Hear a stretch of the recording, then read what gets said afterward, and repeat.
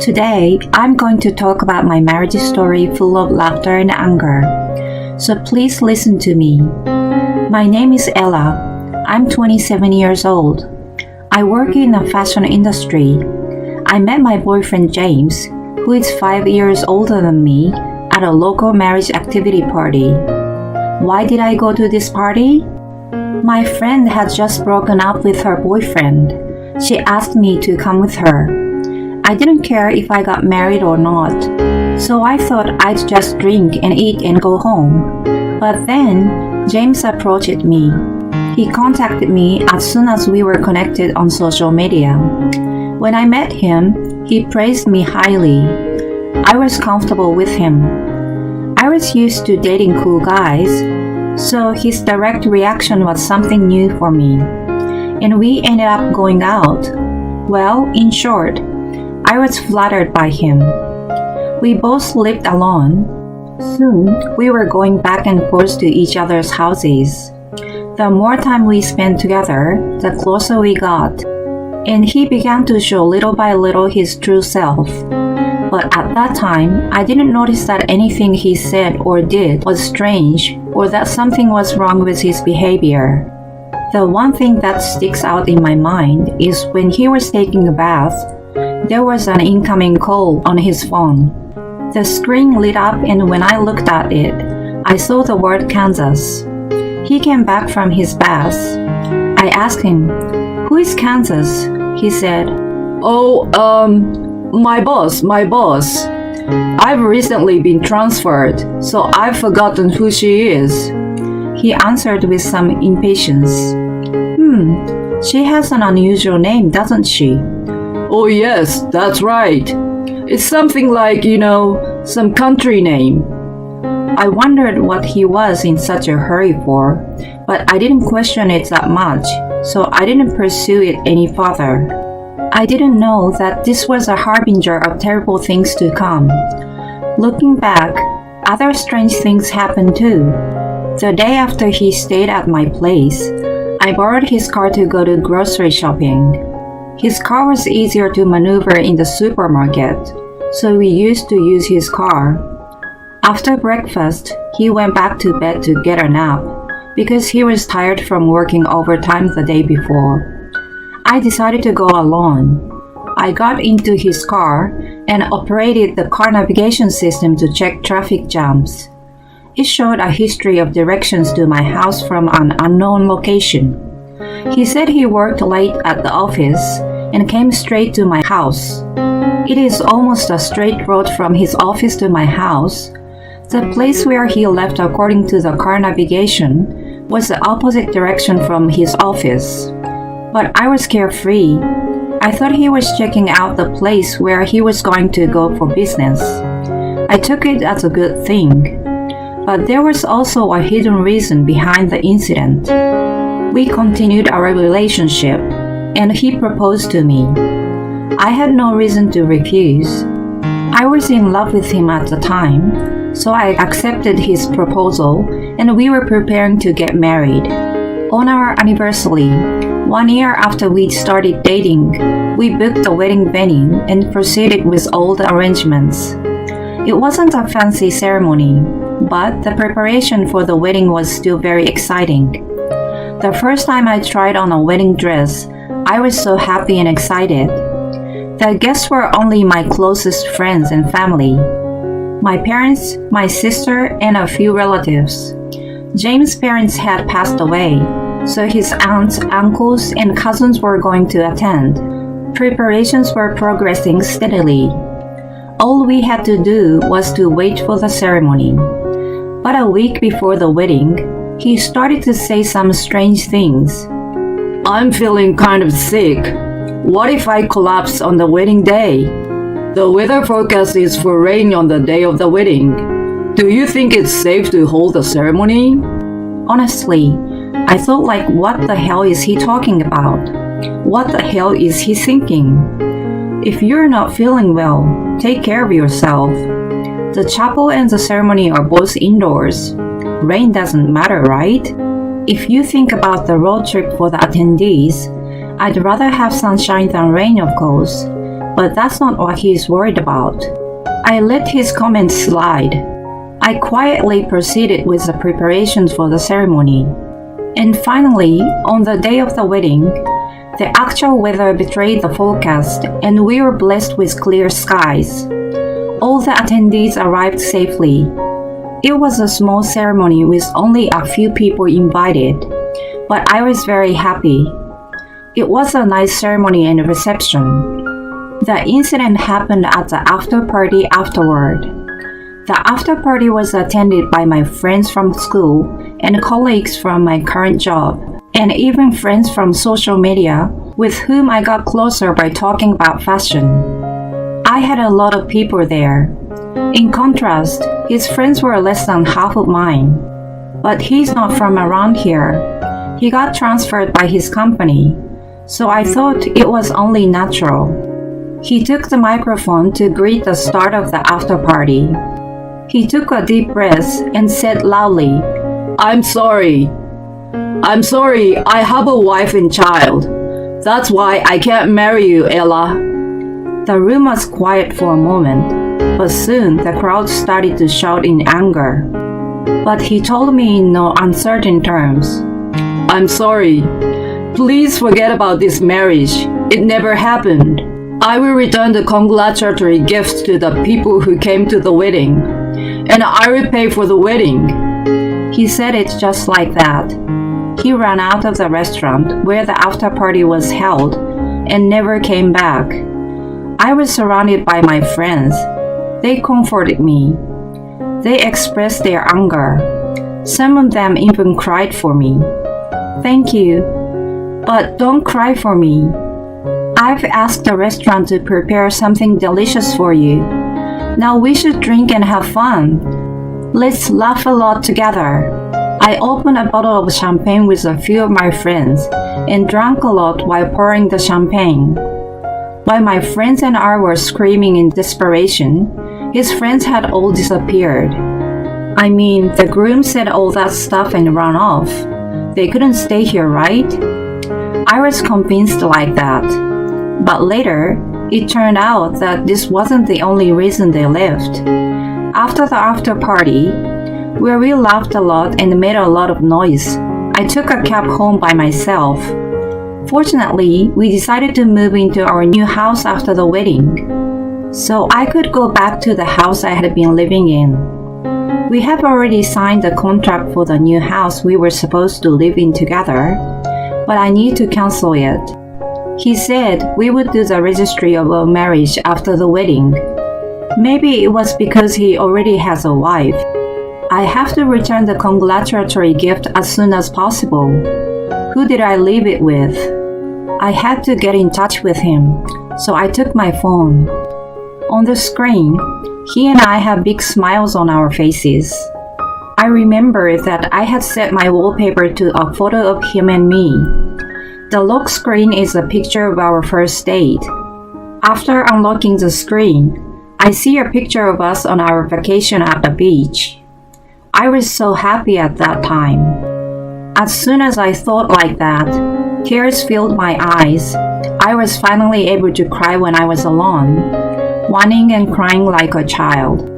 My head ached from crying so much, and I began to feel heavy with swollen eyelids. Don't think I'm going to let you get away with this. I will never forgive you. I mumbled in a low voice, with full of anger. After that, my memory was cut off. I must have fallen asleep, as if someone turned my battery off. When I woke up, my head was clear, but my mind was a blur. But I thought it was only natural. I didn't touch my phone for a while, and there was thousands of messages and incoming calls.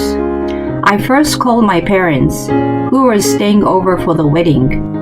My parents were informed about the incident of the groom's bombshell via a friend who attended the after party, and they were extremely worried about me. Anyway, I want to reassure everyone I met yesterday. So to those who came to the ceremony and the after party yesterday, I sent a message. I'm okay despite everything that has happened. I have calmed down. I will let you know if there is any further information. After that, I asked my closest friend to come to my house. My best friend knows my personality very well. I wanted to talk to her about what I was going to do. Of course, I'm not going to let that guy get away with this. I won't just ask her for advice on how to harm him more than he already did to me. James' phone was, as expected, disconnected. He must have blocked me or changed his number.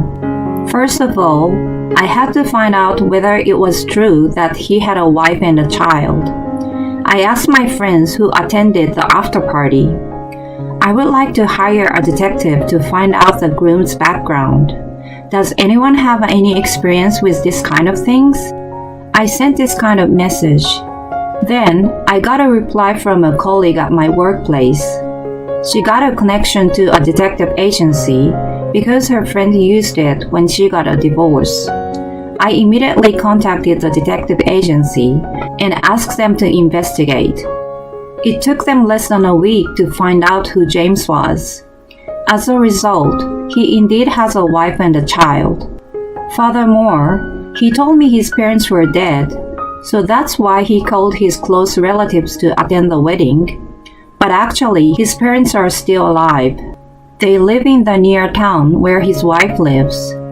I also found out that he came to my city as a temporary postaway from his family, and that he went back to the house where his wife was waiting for him about twice a month. With all this information, I started to make a move. 3 days later, I got a paid day off. First, I went to James' parents' house. They seemed a bit anxious because a young woman, a stranger, came out of the blue to visit. I got down on my knees in front of his parents, who were wary of my presence. Please, I beg you, I want to marry James no matter what. His parents panicked and asked me what has happened. I showed them the wedding photos and explained briefly what had happened. They wanted to hear the full story, so they let me in the house and I told them everything. I told them that I had met him at the marriage activity party and almost got married. How he dropped a bombshell at the after party of the wedding and ran away. As I was telling the story, I felt like a tragic heroine. I was surprised that I even cried, but I used my tears for my acting as a poor woman. After he disappeared at the after party, I couldn't get in touch with him. Somehow, I only found out where his parents lived, so I just had to barge in like this. Where's James now? Where is he? Can I marry him? And then, his parents looked at each other and said, I'm sorry, but James indeed has a wife and a child. I didn't hear about their divorce, so I don't think he can marry you. I exaggeratedly broke down in tears. After that, I said, I understand. I apologize for my behavior. I give up the marriage with James. I pretended to back out and left his parents' house. I left the wedding photo at his parents' house on purpose. I intentionally left it. I wanted his parents to see the evidence of what James had done. When I left their house, the next step was to call his wife. After greeting her politely, I started to explain. I am a woman living in the neighborhood where James lives now. James and I went out, and we even made a promise to marry. Even though I didn't know he was married, I'm sorry for what I did to you, who is his wife. I revealed everything at once. Now, what is her reaction? Would she think it's a prank call? Or would she panic and get angry? His wife's response was neither of them. She took a deep breath. If that is true what you are saying, I would like to meet you and talk with you face to face. She said that in a clear tone of voice. I met her at a cafe a few hours later. His wife was calm and seemed intelligent. We talked for a few hours, but she was not once distraught during that time. We exchanged our contact information for the future and parted ways. About a month later, she contacted me. I got ready with my parents and went to visit them. I went to the parents' house of James' wife, which was just a few minutes away from the house where James and his family lives. The people who gathered there were his wife and her parents, me and my parents, James and his parents. Their child stayed at home and was not with us. We were taken to the guest room, and as everyone took their seats, the discussion began. A gong rings in my brain to announce the start of the fight. Now let the battle begin. James opened his mouth first after being poked by his father. I'm sorry that you all gathered like this. I apologize. Ella, I'm sorry I couldn't marry you, but I'm not lying about how much I love you, Ella. I love Ella, who is beautiful and healthy. Then what am I? His wife asks coldly. I love you, Kansas, too. You take care of me like a mother. You work as a caregiver. That's why you are good at taking care of me. While he was talking to his wife, I was reminded of a phone call I saw when we were dating. He took advantage of my misunderstanding and just lied that it was his boss's name, but actually, it was his wife's first name. It was a conversation full of lies. That's so ridiculous. James, let me ask you something. You say you love us both, me and your wife, Kansas. But what if you had to choose between us? I can't do that. That's why we are in this mess. It's called bigamy, right? I didn't realize that marrying two women would be a crime. I wanted to call off the wedding, but I didn't have the courage. I just got scared and ran away. You say you didn't realize it? No one would agree to that. That's enough. I can't stand to see you being like this as my son. Take responsibility for what you did. He slammed his fist on the table and yelled at him. It was his father. But how do I take responsibility? He blurted out pathetically. I stepped forward. I was waiting for this moment. Pay me what you owe me first. The wedding and after-party expenses. Instead of pretending the marriage never happened, you said you'd pay for it. And alimony for the emotional and social damage caused by you. I think it would be at least $3 million in total. What? Next, it is Kansas' turn. I want a divorce. Of course, since it's your fault, I will ask you to pay alimony and child support. I will never give up custody. I don't want that kind of divorce. I don't want to be separated from our child. Besides, if something happens to my parents, who is going to take care of them? Huh? I and Kansas gave the same reaction. But this is a matter of married couple. It's something that should be said by the parties involved. I gestured for Kansas to go ahead and step back. James, if anything happens to your parents, you take care of them. I'm a caregiver, but I didn't get the qualification to take care of your parents. Even if you say you don't want a divorce, I have proof that you cheated on me. I will definitely ask you to divorce me. Proof? In front of him, crying and sputtering, I rolled up my arms and stood up in front of him. I'm the one you cheated on her with. I didn't know I was your cheating partner. There is plenty of evidence that you and I almost got married. Besides, you also had other women besides me. How did you know? It wasn't me who found out about the affair with the woman he met through a dating app, but the detective who did the background check on him. The detective was following him to check out his home. It just so happened that he saw him going into a hotel with a woman other than his wife. So I asked him to investigate the affair incidentally. You are so sloppy. You went on dating apps and talked to girls. You lied about being single again.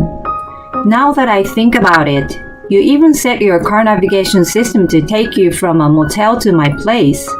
How could you do such a terrible thing? And then you tell us you love us. Who would believe that? Me smugly with my phone in my hand. I feel like a heroine in a movie. He collapsed and mumbled helplessly.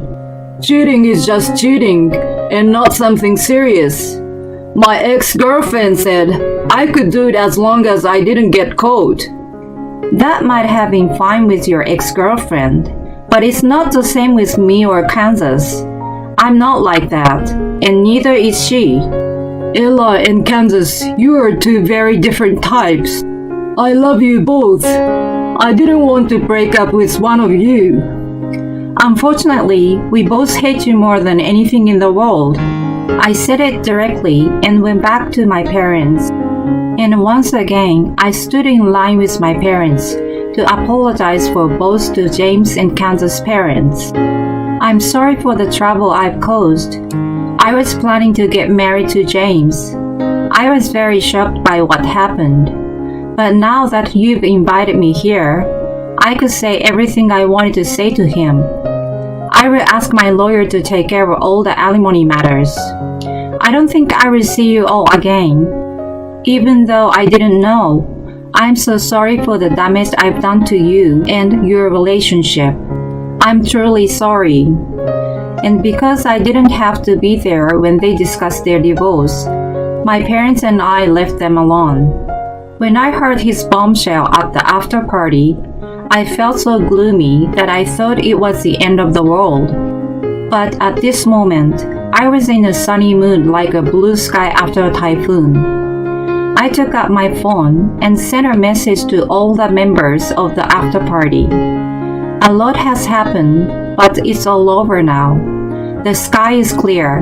I'm fine. Let's have another drink together soon. I will give you the details then. So, what happened to that lousy guy? He paid me for everything. Maybe his parents took over for him. My best friend and I are relaxing in a room at a luxurious hotel, glasses of wine in hand. We are going on a little getaway when it's all over. That is what she promised me during that incident. I agreed to the plan. Hey Ella, that's not what I meant. I've heard before that you received money from that man. I mean, that guy. Didn't he suffer some kind of punishment or something? I heard he's being hurt enough to deserve what he's done. My friend said with a twinkle in her eye. Tell me more. I told her what I knew. The cost of the wedding, the alimony to me, and the alimony to his wife after their divorce was finalized, and child support. That alone would be quite a lot of money. Plus, he had debts. All of the groom's relatives and friends who came to the ceremony and the after party were all paid agents. Because of the number of people who attended, the bill from the agency was quite a lot. He couldn't pay it with his savings, so he borrowed money from a bank. The address of his parents' house was changed to a rental apartment. Kansas said he must have sold the parents' house to pay off the debt. Wow, that guy's parents went through a disaster. True, but they made sure they gave back the money he owes them.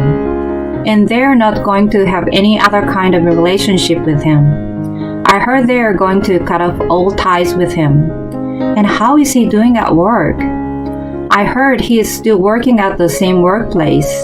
It's hard to hide what has happened because it was such a big incident. People at his work know about everything, so I heard it's not very comfortable. My best friend smiled and said she's relieved that he got that punishment. I agreed with her. I laughed, I got mad, I got angry. It's been a really busy few months. I've had a lot of hard times being stuck with a jerk, but more than that, I had a lot of support from my parents.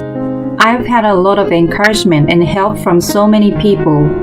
No matter what happened, I realized that I'm not alone. I don't know if I will ever want to get married again, or if any bad things will happen again, but I'm sure I will be fine. I will smile and do well tomorrow.